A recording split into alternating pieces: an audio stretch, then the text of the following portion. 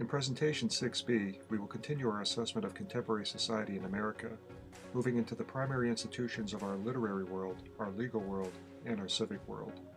Needless to say, there's a lot to be covered here, so we will be breaking 6B into several parts.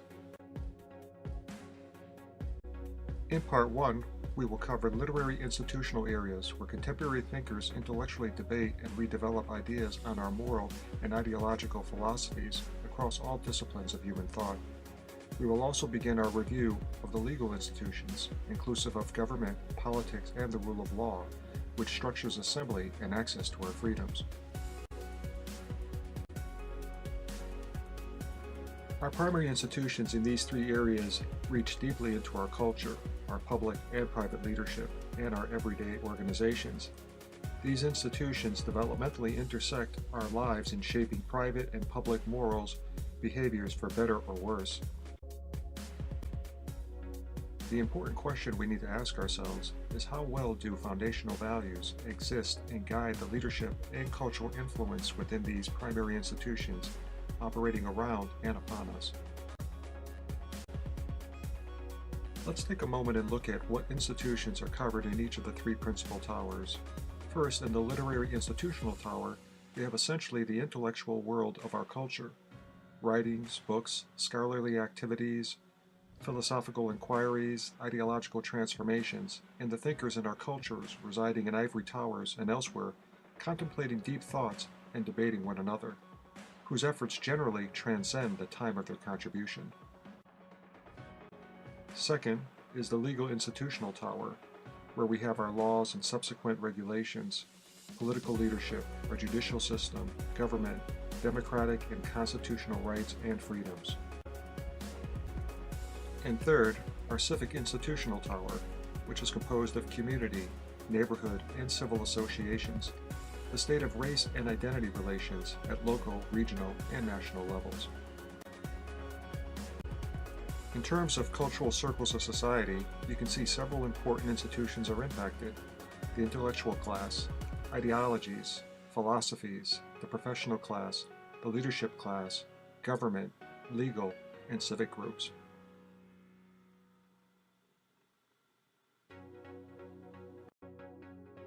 Let's take a look at the first group, the literary world. It's here where many of our great philosophers, theologians, logicians, and other scholarly minds think, debate, and consider deep thoughts of humankind, adding to or attempting to change the extensive reserve of recorded human contemplations. Great thinkers muse about our reality and the respective place of humankind within it. One such musing, if not a crucial issue of our times, is brought out in this short comic strip. In the first block, the tiger says to the little boy, "How are you doing on your New Year's resolutions?" The boy responds, "I didn't make any." He then continues, "See, in order to improve oneself, one must have an idea of what's good. That implies certain values." Then he expands, "But as we know, values are relative. Every system of belief is equally valid, and we need to tolerate diversity. Virtue isn't better than vice. It's just different." In a humorous way, the characters are talking about moral relativity. The tiger comments, "I don't know if I can tolerate that much tolerance." The child responds, "I refuse to be victimized by notions of virtuous behavior." In making no distinction between virtue and vice, the youngster succinctly expresses the moral relativist view, bringing us to the very center of the debate, and arguing back to the tiger from the position of victimization when challenged by the notion of such virtue. And so, in our literary and intellectual world, we can hear amongst the philosophers, the intellectuals, the writers, and professionals, the great debate rages on. Are values absolute or relative? Are they of God or merely of man? The back and forth between philosophers, scholars, thinkers, and writers has been going on for centuries, and is active today. Here's a brief sampling of some contemporary books in the literary circles of discussion and debate, speaking to absolute relativism, God, science, and our moral landscape. And a few more arguments, directly arguing for moral relativism, its foundations, its relevancy, and perceived value in society. or as you will find in Peter Kreft's works, A Refutation of Moral Relativism, arguments poised against relativism, with logic, reasoning, and persuasion, strongly asserting the supremacy of absolute morality and the place of God. In the New York Times opinion section a few years ago, a professor of philosophy wrote an opinion piece titled, "Why Our Children Don't Think There Are Moral Facts." He wrote, "At least 2 generations of American people have been taught that moral categories are nothing more than personal or societal preferences." He went on to say, without fail, every value claim is labeled opinion, which he added, "This extends to the assessing of the most glaring of evils. Since the Nazis thought killing Jews was right, there is no way to know for sure whether it was wrong. It's the Nazis' opinion against that of the Jews and anyone else who objects." I've heard this sentiment from American high school students, including many Jewish ones, for 30 years. Intellectuals, during every age of humanity for centuries across the world, have debated and questioned, and at times despaired the relevancy of God and the absolute nature of moral requirements upon humanity. These pundits have theorized, written, and articulated their perspective in literary work from generation to generation. And their influence over time has been challenged, embraced, discarded, and many times assimilated into society and the primary institutions of humanity. In the legal tower of primary institutions, we find a powerful segment of our culture, from the political landscape to constitutional rights, from judicial oversight to government. In America today, perhaps more than any point in recent national history, we find a profound distrust in our national leaders. And when leadership is distrusted, it's never good for the nation. It wasn't too long ago for most of us to hear from the president at the time, Bill Clinton, respond to inquiries of having sexual liaisons with a staff intern.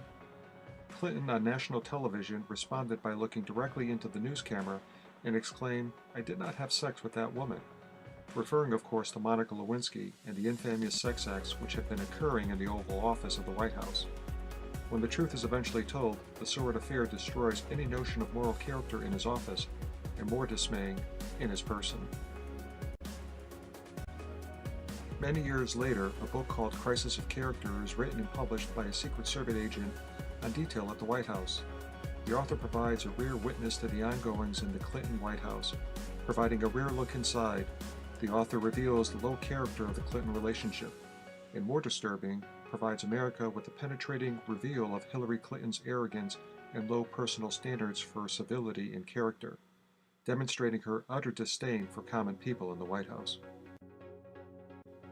And following the disgust much of the nation had for Bill Clinton and the completion of his 2 terms in office, the White House changes hands in 2000, with a new president to lead the nation. President Bush the Younger takes the helm that year, and is soon tested in his first term with the terrorist attack on 9/11 upon New York, D.C., and Pennsylvania. President Bush reacts heroically in leading the country out of the shock of the 9/11 terrorist attacks and tightening the nation's security. And he rightly responds in Afghanistan with a firm military response to al-Qaeda and the support of Taliban, committing U.S. troops and firepower to crush the enemies who attacked us. Then he errs, expanding the military response. President Bush clumsily moves the nation to a greater war into neighboring Iraq, based on faulty intelligence about Iraq's capability with weapons of mass destruction. And after spending several years of intense fighting and spending nearly $2 trillion in U.S. Treasury, the nation experiences a loss of over 4,000 American lives and the traumatic wounds to another 32,000 American soldiers. The nation gets entangled in a bloody civil war that knows no end. Once again, the nation slips into a solemn feeling of distrust in national leadership. In 2008, another presidential election year cycles. The prized office is once again feverishly sought by both political parties. The anti-Bush bashing by the liberals and the mainstream media is incessant. The nation is war-weary and looking for new national leadership. The Democratic Party senses it's their chance to recapture the presidency. An aggressive primary fight plays out between Hillary Clinton and a newcomer, Barack Obama. Both potential candidates are light on actual experience, yet buoyed by self-confidence.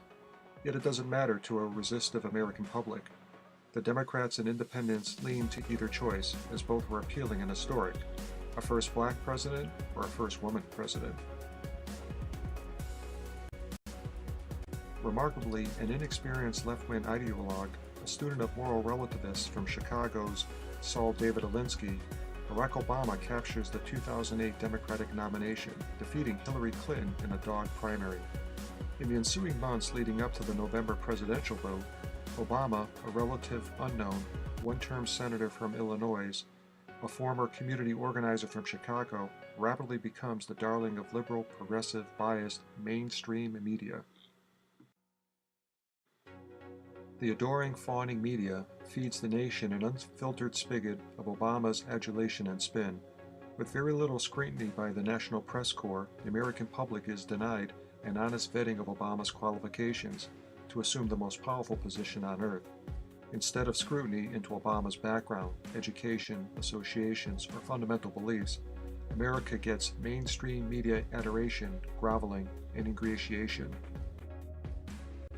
Despite no real leadership background, despite a smoky record of left-wing dissidents, despite an avid tilt to socialist solutions, the media mirage of Barack Obama descends upon America, and Obama subsequently goes on to defeat the Republican Senator John McCain in the 2008 presidential election in an electoral landslide.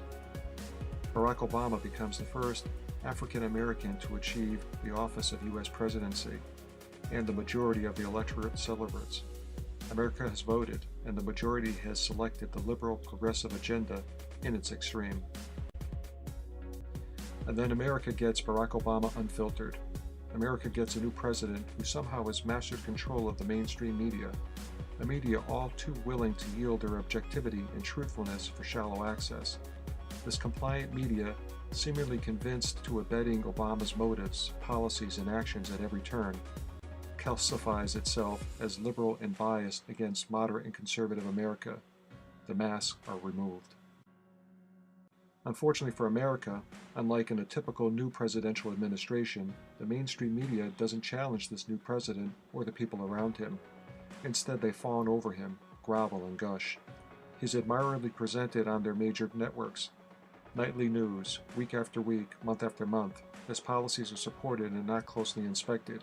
His intentions are unquestioned. Interestingly, the national media elites have reasoned Obama must be protected from criticism, because he's black and a minority, and perhaps vulnerable for that very reason. The majority mainstream liberal media, in print and television news, quietly and deliberately support without reservation this new presidency. An unprecedented silencing of inquiry, an unsettling reservation of scrutiny, a disturbing contortion of truth reporting of news to the American public emerges, and many will call it unseemly collusion between liberal media and liberal politicians, a collusion against more than half the nation. Many objective, independent critics courageously call out the media for shamefully ignoring their solemn professional obligation to the American public, to question, to analyze, uncover, and report the news in fair and honest way, instead of their muffled inquiry. The bright lights of objective scrutiny over the most powerful office in the land is severely dimmed, and immediately a dangerous imbalance sets in. A necessity to our democracy, a firm check and balance of political power through a free and open press is no longer present, and the genuine public interest is essentially denied. What follows for 2 full Obama terms is a liberal media stubbornly avoiding real objective examination of Obama, his policies, and the accolades advancing them. Our national mainstream media, NBC, ABC, CBS, CNN, MSNBC, the New York Times, the Washington Post, and many, many more, choose to fuel Obama's agenda rather than honestly analyze and challenge it as they should. They choose to abet his objectives rather than perform a necessary role as a check on power. Carelessly, the media ignores their responsibility, and America gets in return a distortion of presidential power. And when presidential power is unchecked through the media, the distortion quickly grows. Honest, forthright leadership erodes into narrow special interest, corruption, and eventual misdeed. And it naturally followed in the Obama administration. Many scandals came about. The lies and the misstatements flourished. The obfuscations, denials, avoidance is proliferated. Truth is displaced with falsehood and cover-up. Distrust in our national leadership deepened and pulverized the nation. There is one very certain outcome when a leader doesn't lead with integrity. Those around him are emboldened to follow suit. And so we are given a clear optic into the nature of people serving Obama on his major healthcare initiative. One of his key architects of Obamacare, Jonathan Gruber, a MIT professor, arrogantly proclaims at a public meeting the Obama team outright lied to the American people as part of the sell job on the Affordable Care Act in order to get it passed. In Gruber's own words, he refers to the American people as stupid, not trusting, but just stupid. In September 2012, President Obama sends his U.S. ambassador to the United Nations, Susan Rice, out to 5 Sunday network talk shows to deliver a blatantly false narrative on the cause of the Benghazi attack on the U.S. Embassy that killed the U.S. ambassador and 3 other Americans. President Obama, Hillary Clinton, Ben Rhodes, and others pushed the narrative that an anti-Muslim video is the root cause, when in fact they know the video story is false and wasn't the cause. Instead, they know at the time the real cause was a deliberate terrorist attack. Ben Rhodes, President Obama's Deputy National Security Advisor and chief speechwriter on many subjects, is revealed in a New York Times focused article regarding his unique narrative gifts and his mastery of social media technology, combined with his unchallenged ability to echo chamber the ineptitude of a beleaguered political press. He boldly asserts in the article his capability allowed him and the Obama administration to actively mislead the public during the debate over the Iran deal. So much for the truth. General Austin, head of CENTCOM, short for Central Military Command, which covers active forces and military intelligence over the Middle East, the person who oversees the daily intelligence briefings on ISIS and related conflicts, that is given directly to the President for review and decision-making. He outputs over several months deceptive intelligence, ignoring the accurate intelligence he is given from the field, resulting in a continuing false narrative about ISIS, which more reflects what the Obama administration would like to say than that which should be said. The decline of integrity, if not competency, continues. The Obama pick for the head of the FAA forces hiring criteria away from merit-based standards requiring technical certifications and college-level educations to social-based questions focused on upbringing and social barriers the candidates may have experienced, and in an effort to get more minorities and women hired into ear controller jobs. Never mind about technical proficiencies, we should be more concerned about social engineering. Distrust in national leadership is not limited to the executive branch alone. There are many disappointing examples of congressmen engaging in dishonesty and criminal behavior of all types, betraying American confidence in government, such as Anthony Weiner, Dennis Hastert, Charlie Rangel, Michael Grimm, Shaka Fattah, Aaron Stock, just to name a few, each of them choosing self-interest and criminal behavior over their duty to serve the constituents with dignity, trust, and honor. How's the squandering of American trust by congressmen viewed by the people? Well, in the Gallup poll of 2015, American confidence in our national lawmakers has dropped just to 7%. That's right, 7%, which says a lot about American confidence in their political government. Not much. Not just limited to national level alone, when the relative integrity of state government is measured in the number of political leadership conditions per 100,000 people in a state, we see a great deal to be concerned about in our state leadership, where government is much closer to the people. Even down to the local level in our big cities, we see breakdown, chaos, and incompetent leadership. Mayor de Blasio of New York is roundly rejected by the New York City's finest. De Blasio's ultra-left, anti-law enforcement criticism earns him the near complete rejection of the NYPD, the finest police department in the world. In our next biggest city, Chicago, Mayor Rahm Emanuel deceives the public about a police video recording of a black youth being shot by a policeman. He withholds the video from public view for a year. Large segments of the minority community are disgusted with the dishonesty and calls for his resignation. Across our nation, we are missing a lot of greatness in our big cities. Here's a quick list of major American cities that have lost a healthy position over the past decade and are in serious decline or heading towards a troublesome direction. And in most, if not all these cities, good leadership is lacking, adding heavily to the distrust in leadership at the local level. In America, in our political system, the public in 2016 are subjected to the dirtiest campaign in American history, Hillary Clinton versus Donald Trump. And the antics build a wide fissure of distrust between the country's voters and political parties. Even Uncle Sam has to hold his nose shut to avoid the stink. The division between conservative America and liberal America pollutes reasonable sensitivities across the land. Many now believe the American political system is broken and corrupt beyond repair.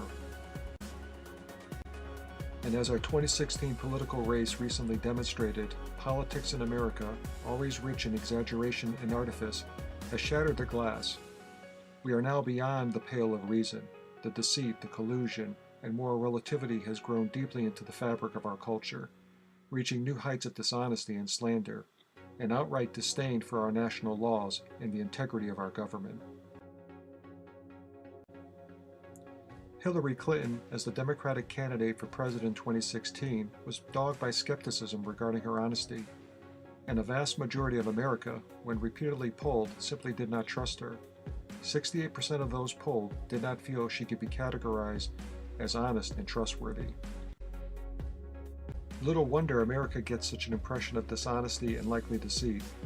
During her tenure as Secretary of State under Obama, and later as the primary campaign got going, Hillary was operating a private computer server outside of government cybersecurity protections, and essentially to handle both her private and government-related communications.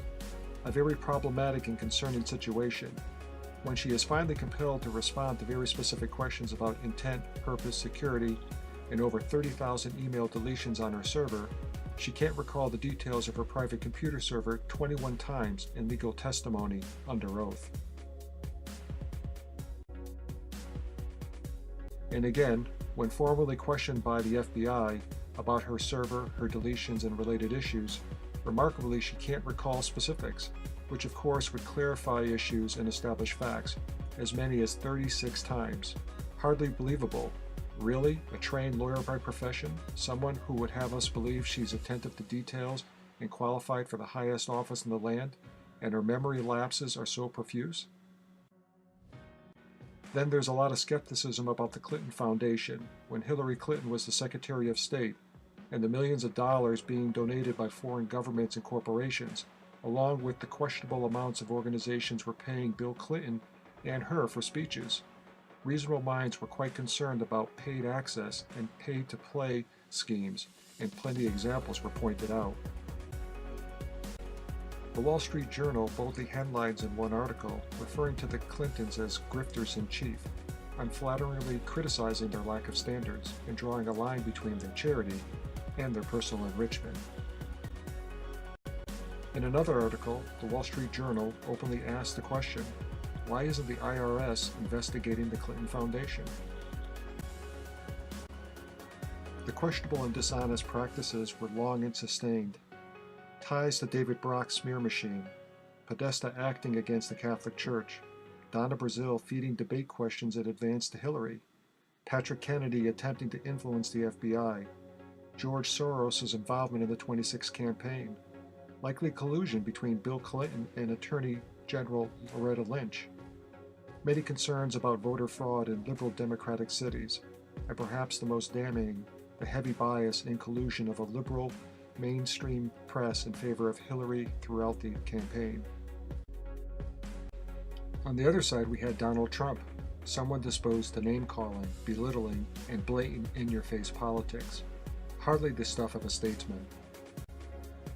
His egotistical, pompous, mercurial temperament gave rise at times to concerns about his mental stability and access to any red buttons.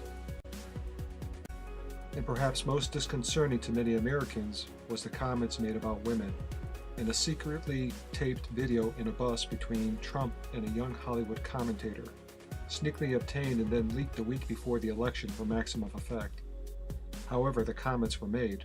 and reflected upon the moral character of a person who was seeking America's vote for the presidency. And yes, of course, dirt begets dirt, so the mainstream liberal media worked overtime to dig as much up as they could muster, and America had to get subjugated to an ugly thing that they could pass off as legitimate news, even if things got stretched, or sources were anonymous, or news was just outright fake.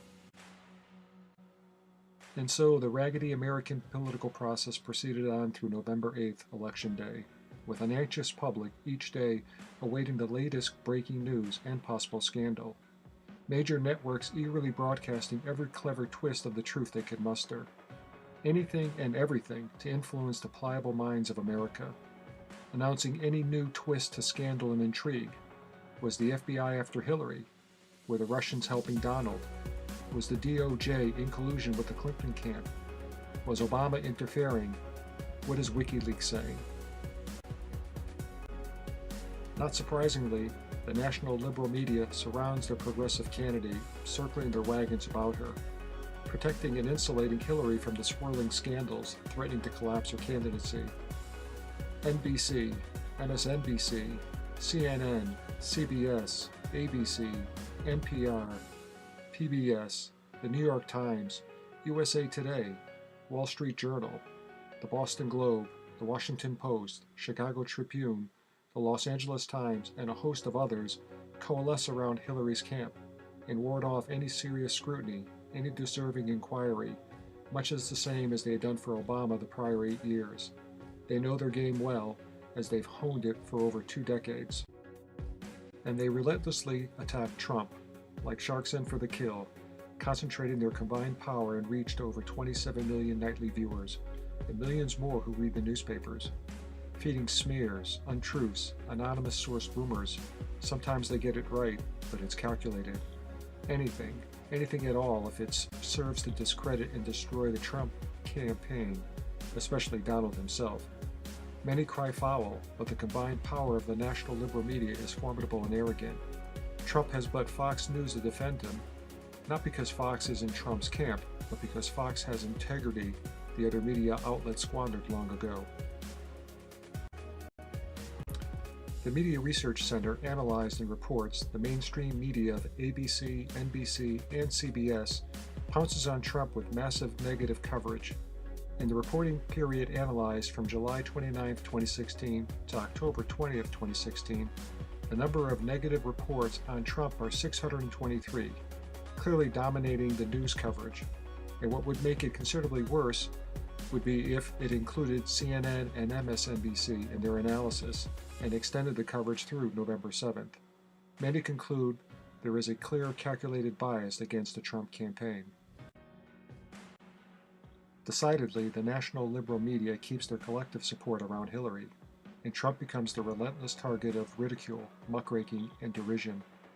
The nation is subjected to an unprecedented campaign of national media collusion against one ideological party over the other. The media elite have decided who America should vote for, and they expect the American electorate will follow their dictate. And many conservatives go into Election Day with just hope and a prayer. The liberals anticipate a crushing victory by their champion, Hillary. And then Trump won, achieving the upset of the century, winning a landslide electoral college vote, stunning the nation with a victory many did not see coming, especially the liberal media. Despite many claims of voter fraud in big liberal strongholds like New York City, Philadelphia, California, Chicago, Washington, D.C., and many others. Despite the encouragement by left-wing diehards to illegal immigrants to cast a vote for Hillary, a silent majority across America steps forth and votes Donald Trump in as the 45th President of the United States. The South, Middle America, even hard-working middle-class states, and a vast majority of counties across the entire country turned away from Hillary and voted for Trump, while the popular vote in liberal East and West Coast states gained Hillary a majority standing. The Electoral College resoundingly handed victory to the Republicans and the Trump team.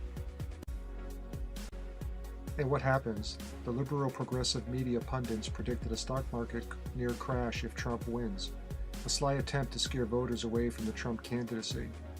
So, what in fact happens after Trump is elected president. The stock market responds with a decidedly exuberant positive jump over the next 5 months, breaking through to over 21,000 on the Dow Jones Industrial Average, the highest ever achieved. And what happens? The Consumer Confidence Index increases sharply. When measured in early March 2017, the index rises above the previous month, and according to Lynn Franco, the Director of Economic Indicators at the Conference Board, the consumer confidence increased in March to its highest level since December 2000. And from the Trump win forward, what does America hear from the liberal media? Essentially, a rabid effort to sensationalize any story which could serve to question the legitimacy of Trump's election win or new administration. The mainstream media promptly features stories and commentaries on any subjects which puts Trump or any of his family or cabinet picks in a negative light. Any negative hit story which serves to undermine the legitimacy of his election. On January 17, 2017, Trump is sworn into office in Washington, D.C.